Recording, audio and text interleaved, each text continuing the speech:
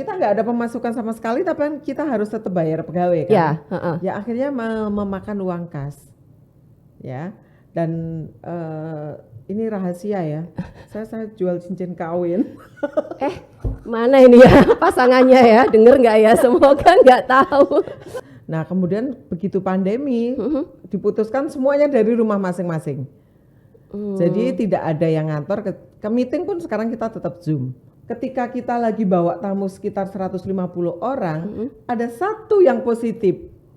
Jeng-jeng. Gimana itu ya? Oh itu seru sekali. Bagaimana nih nasib tamu? Rombak dong. Kita kan pakai 3 hotel. 3 hotel yang jauh-jauh. Ada yang di ujung di atas, ada yang di tengah, ada yang agak ke bawah. Koper semuanya udah masuk kamar dong. Yang tadi di base 2 semua dipindah ke hotel yang bawah. Roomless amburadul.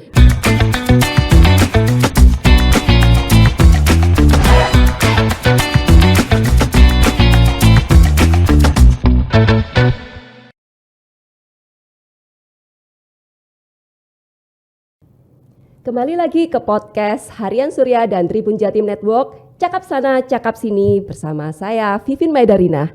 Hari ini saya sudah bersama Kak Wina Bojonegoro. Apa kabar Kak Wina? Alhamdulillah, terima kasih sudah mengundang saya ke sini. Senang sekali ketemu Kak Wina ini. Tribuner, Kak Wina ini selain beliau terkenal sebagai penulis cerpen, juga ada beberapa novel yang sudah terbit. Kak Wina juga punya bisnis tour travel. Betul Namanya sekali. apa Kak?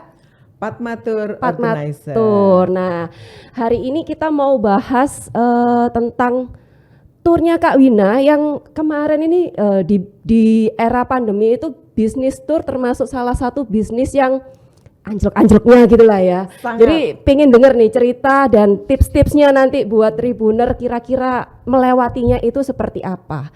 Kak Wina, Padma Tour itu sejak kapan sih Kak Wina bikin tour itu? Padma Tour itu 2011, 1 Oktober 2011.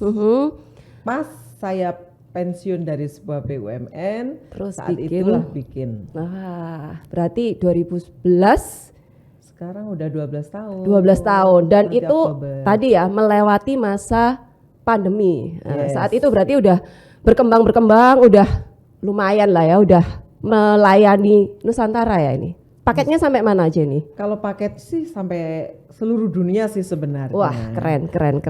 Tapi pelanggannya seluruh Indonesia dan beberapa tamu dari luar, dari Estonia, dari Singapura, Taiwan. Wah, keren. Itu karyawan berapa itu kira-kira? Karyawan Sebelum pandemi nih? Sebelum pandemi itu ada 7. Nah, tetapi setelah pandemi yang tetap itu 4, yang lainnya freelance. Oh, dibikin sistem seperti itu ya. Jadi kayak tour guide, tour leader, kemudian dokumentasi itu semuanya freelance.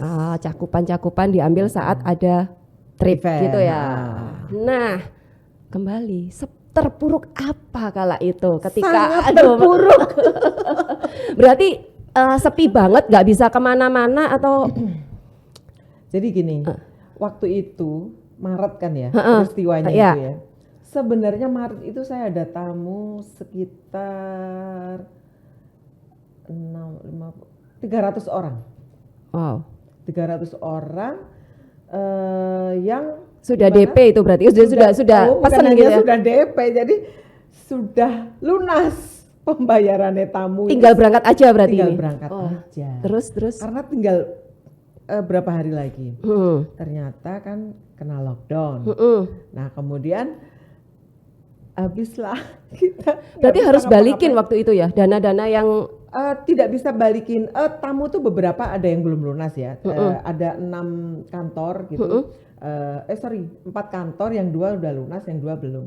Nah yang lunas sih nggak bisa dibalikin. Kenapa? Karena kita sudah lunas ke hotel, sudah lunas ke base. Yang belum lunas tuh hanya tempat wisata dan makan baru DP kan. Jadi itu semua membuat ya kami nggak bisa menarik dana. Ke customer juga kami nggak bisa dong, gimana? Memang kondisinya seperti itu. Jadi kami ceritakan. Terus ada beberapa tamu yang lain yang seharusnya ada yang ke Baju, ada yang ke Raja Ampat tuh harus batalkan semua ya tripnya ya. Dibatalkan semua karena nggak tahu sampai kapan gitu. Bahkan ada yang hotel sudah kita DP di Jogja itu nggak bisa dikembalikan, sama kasusnya dia juga kan sepi, nggak bisa ngembalikan duit. Nah akhirnya apa yang terjadi, dirupakan voucher hotel gitu. Nah akhirnya kita nggak ada pemasukan sama sekali, tapi kan kita harus tetap bayar pegawai kan. Ya akhirnya memakan uang kas ya. Dan ini rahasia ya, saya jual cincin kawin. Mana ini ya pasangannya ya, denger nggak ya? Semoga nggak tahu. Digadein atau dijual Kak? Dijual.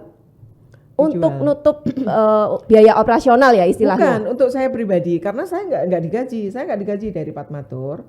Patmatur menggaji karyawan, tapi tidak penuh gitu ya. Tapi kan 2,5 tahun itu. Untuk biaya bertahan hidupnya Patmatur ya. Habislah uang kas ya, sampai akhirnya nol loh.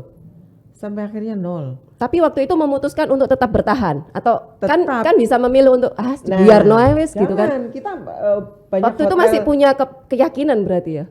Saya berpikir bahwa pandemi itu 2 tahun karena ada hotel di Bali itu yang menyatakan kami tutup selama 2 tahun. Jadi berarti ini 2 tahun nih pandemi.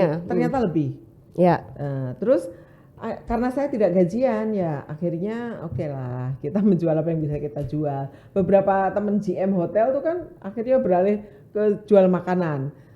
Staf kami pun juga nyambi jual makanan. Untuk nambahin pendapatan mereka. Betul. Ya. Kemudian beberapa guide itu juga jual makanan. Ada yang bikin kopi, bikin macam-macam. Nah terus kami ngapain? Ya promo-promo doang.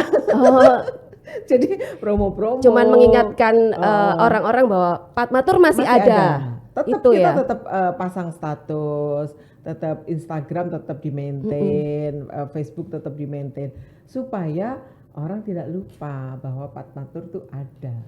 Gitu. Tapi yang saya tangkap sih keyakinannya luar biasa. Maksudnya banyak juga yang mungkin bisa memilih. Ya udah stop lah. Gaji karyawan itu nggak enteng loh kan. Beberapa travel besar itu yang gedungnya bertingkat tuh tutup. Itu mungkin karena biaya operasionalnya udah gede banget ya sampai ya. Sementara yang ini masih bisa diupayakan gitu. Nah, Patmatur karena tidak pegawainya tidak yang gede banget, kita tadinya masih bisa lah ya. Gitu ya. Masih bertahan. Itulah gunanya kita ngantor dari rumah kan. Dari dulu ya sebelum pandemi dulu, memang seperti itu. Dari dulu ngantor di markas kita itu adalah rumah. Rumah salah satu karyawan gitu. Rumah saya. Rumah saya itu dipakai untuk markas. Nah, kemudian begitu pandemi diputuskan semuanya dari rumah masing-masing. Jadi tidak ada yang ngantor ke meeting pun sekarang kita tetap Zoom. Kecuali memang FGD kemarin setelah pandemi kita kumpulin, kita FGD bahkan yang freelance juga semua kita kumpulin. Ayo kita membahas Patmatur ke depan mau seperti apa. Gitu. Jadi salah satunya ya untunglah dari awal memang sistemnya udah dari rumah, kerja dari rumah ya. Dari rumah dan jadi biaya operasional kita itu jadi kecil. Ini salah satu tips untuk teman-teman yang mungkin baru mau memulai wirausaha, nggak apa-apa dari rumah, asalkan izin-izin itu diurus. Harus lengkap dulu. Iya, harus lengkap. Kita Patmatur bayar pajak dong tetap. NPWP ada, NIB ada. Jadi legalitasnya semua beres di awal, meskipun itu dari rumah. Betul. Jadi izin-izin diurus lengkap, NPWP diurus, kita bayar pajak, sehingga kita tidak perlu merasa was-was. Itu muncul biaya di awal berarti. Tapi asal beres gitu ya, maksudnya enak. Kita bikin badan usaha itu juga sampai Kemenkumham itu kan juga berbayar. Berarti modal di awalnya itulah ya kalau bisnis tour ya. Lumayan itu. Terus bertahannya setelah pandemi terlewati kan kayaknya udah langsung melejit kembali nih, udah banyak tamu juga. Nah itu tipsnya gimana? Gunanya kita tetap eksis ketika pandemi ya, walaupun itu hanya berupa Instagram tuh aktif gitu, kemudian Facebook juga. Nah kita kan punya kantor nih di HP. Oh, Ini kantor ya. ya. Sekarang eranya semua ada di dalam satu. Nah, kita selalu update broadcast, Uh-uh. tapi broadcastnya juga yang seminggu sekali enggak, paling berapa bulan sekali gitu broadcast. Itu hanya untuk mengingatkan, hai customer, apa kabar? Kita sekarang ini loh punya paket ini. Nah, gitu. Jadi itu berguna walaupun kadang dibaca doang gitu ya. Tapi paling enggak mengingatkan. Betul, itu reminding.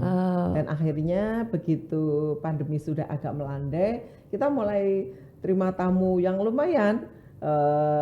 Pertama-tama itu yang kepending tuh ya, yang duitnya udah masuk. Kemudian mulai ada tamu dari lembaga keuangan, dari BUMN. Nah, ada kasus ketika kita lagi bawa tamu sekitar 150 orang, ada satu yang positif. Jeng-jeng.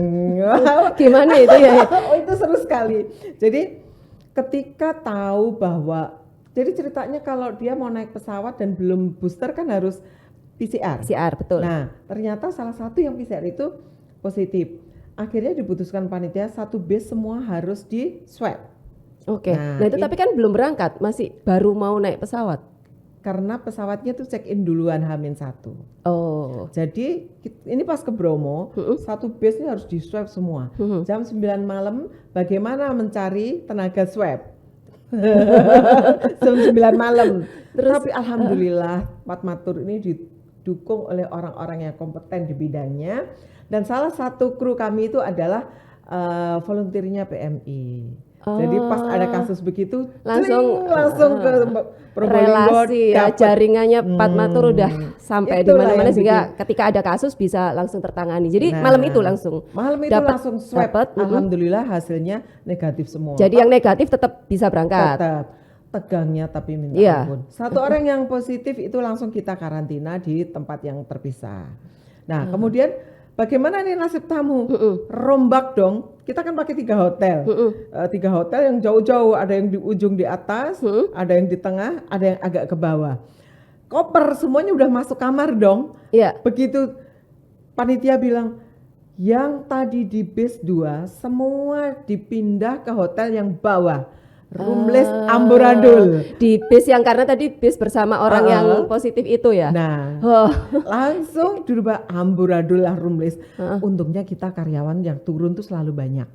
Misal gini tamu 150, kita timnya tuh 10 orang lebih.